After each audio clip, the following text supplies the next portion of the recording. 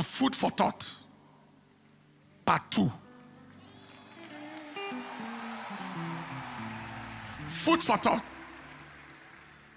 Vote values. Please take your seat 1 minute.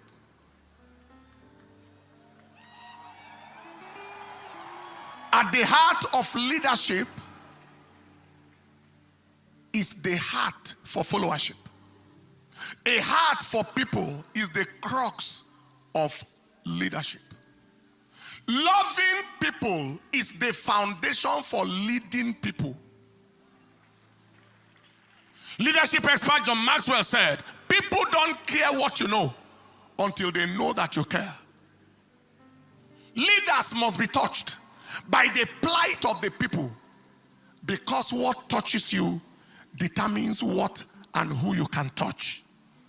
You can't touch people until their pains touch you. What moves you determines what you can move. If the problems of people don't move you, you can't move those problems of their lives. Now there is a connection between feeling and healing.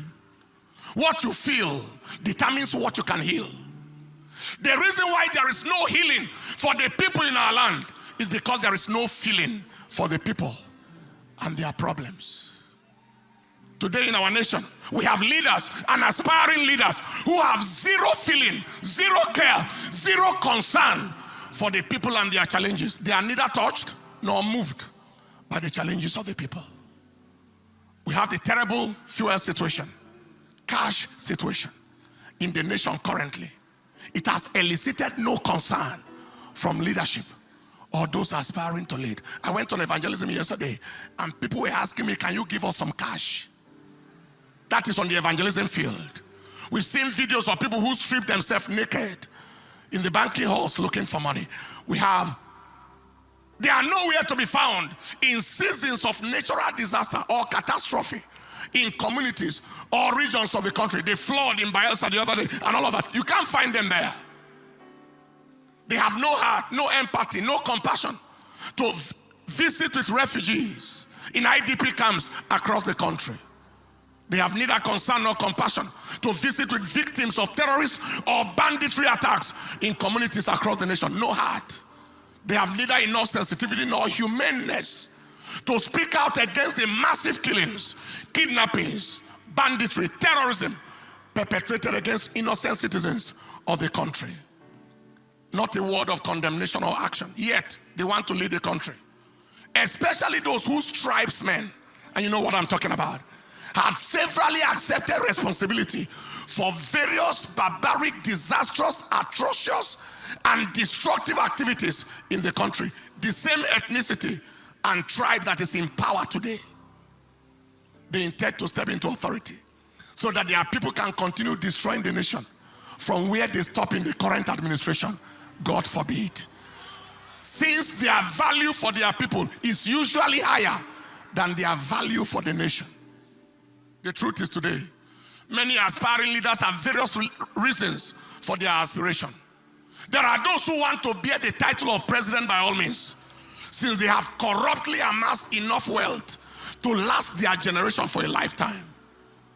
There are those who want power so they can have immunity from prosecution for corrupt practices. There are those who want power so they can remain relevant since they are totally irrelevant outside of power, because they don't have any productive, meaningful, eventful life outside of government office. They are totally useless outside of government office. And there are those who want power because they claim it is their turn.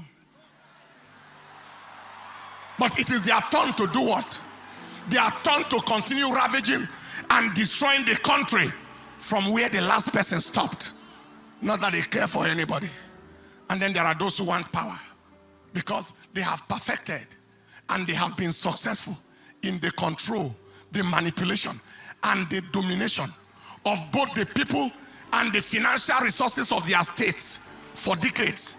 Since 1999, they determine who goes into power, who does not go, from the local government level all the way to the governorship level, even to the National Assembly.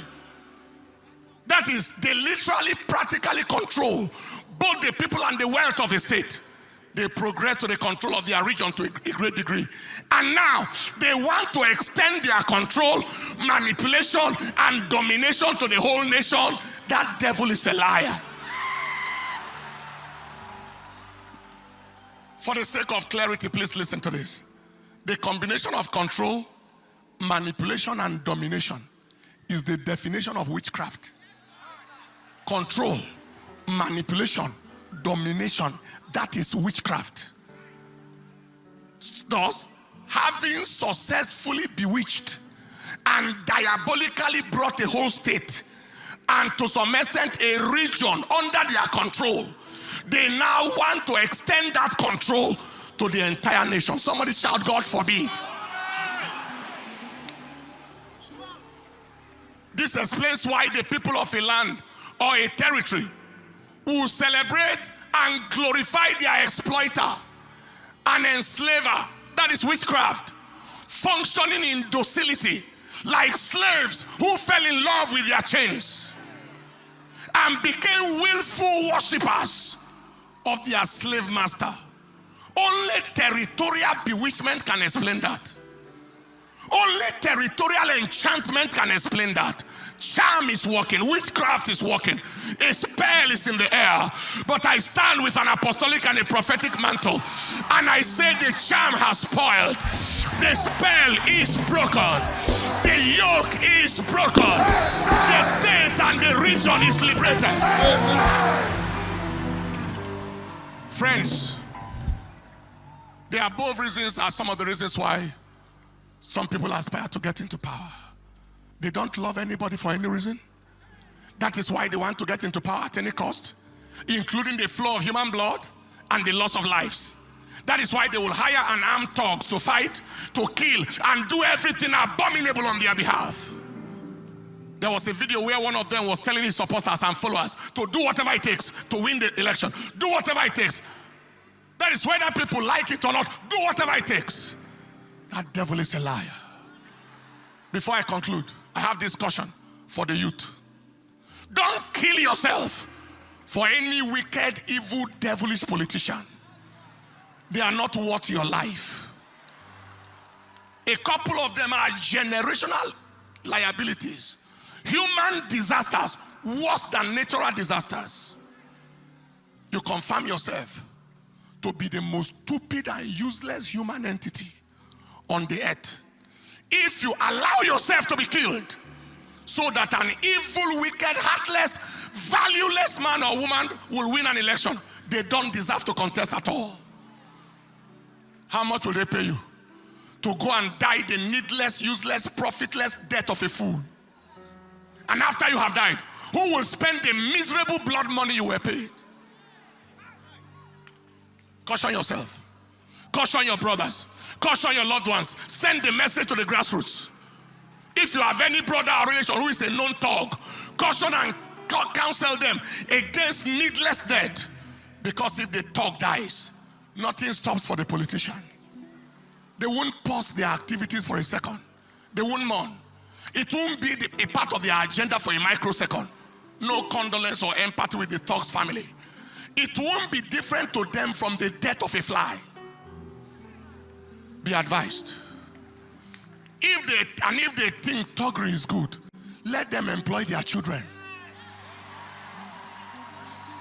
Their biological children can become thugs. Their sons, their daughters, let them push them to go and die. Not other people's children. People, in conclusion, vote value. Vote leaders with proven heart for the people, who will feel what the people feel, who go where they are. Vote leaders who are moved by the plight of the people. Vote leaders who have human sympathy and compassion. God help and bless Nigeria. Stand up on your feet, people. Now, if INEC is ready, every attempt for the postponement of election shall be rejected. Massively rejected. If the elections are credible and we trust God to be, every attempt at an interim and arrangement shall be resisted. Lift up your voice.